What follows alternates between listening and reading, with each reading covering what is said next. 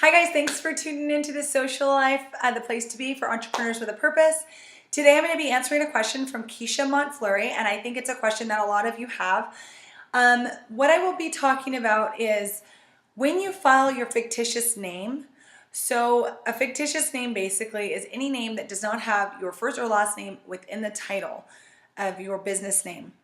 So whether you're for-profit or nonprofit, you have to file this within the county that you are working in, and then sometimes within the state. Now, if you are doing a nonprofit, you absolutely have to file your name through the state because it is it's becoming a 501c3, which becomes a federally recognized nonprofit, and so that must go through your government, the IRS, and then also through your state, Secretary of State.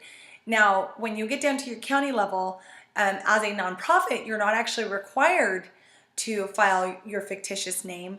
Although if you're going to be doing business in that county, you will need to check with the bank that you're going to be working with, because really the bank is the true issue for nonprofits.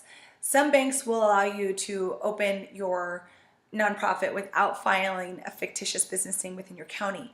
But some banks have a rule that you have to file within the county as a fictitious name for your nonprofit in order to open a bank account under that name. So my advice to you would be to file your fictitious business name both obviously at the state level if you are a nonprofit, and that's the reserving your name process.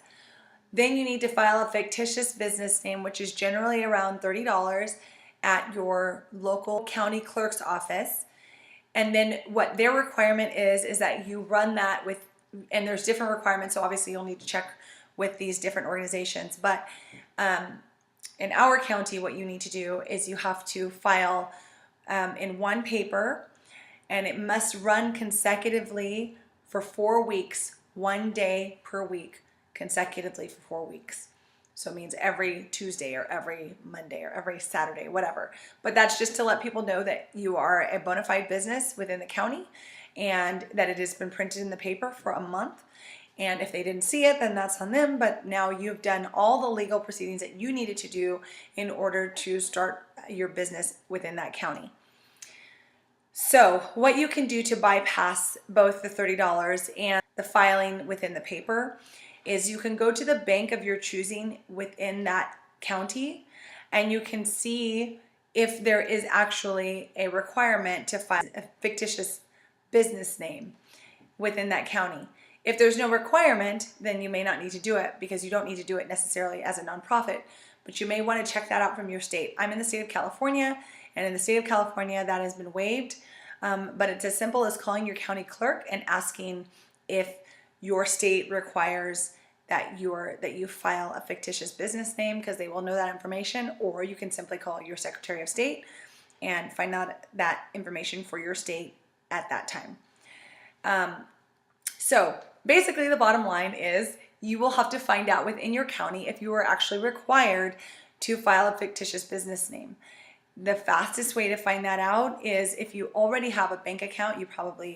If you already have a bank account under that name, then you probably don't need it. But if you go into the bank that you are planning to bank with, then you will need to find out if they actually require that or not. So I hope that video helped you. So Keisha, as you can see, that was a convoluted question. You will need to still check with your county and your state and also the bank to find out if you need to have a fictitious business name. It is not the same as reserving your name, but once you get your name reservation request back and you know that you've actually received that name through your state, then yes, that is also good for your fictitious business name if your county and your bank does not require you to have a fictitious business name filed through your county. So I feel like that was a lot, but I hope that actually made sense. And if you guys have any more questions, go ahead and leave them in the comments.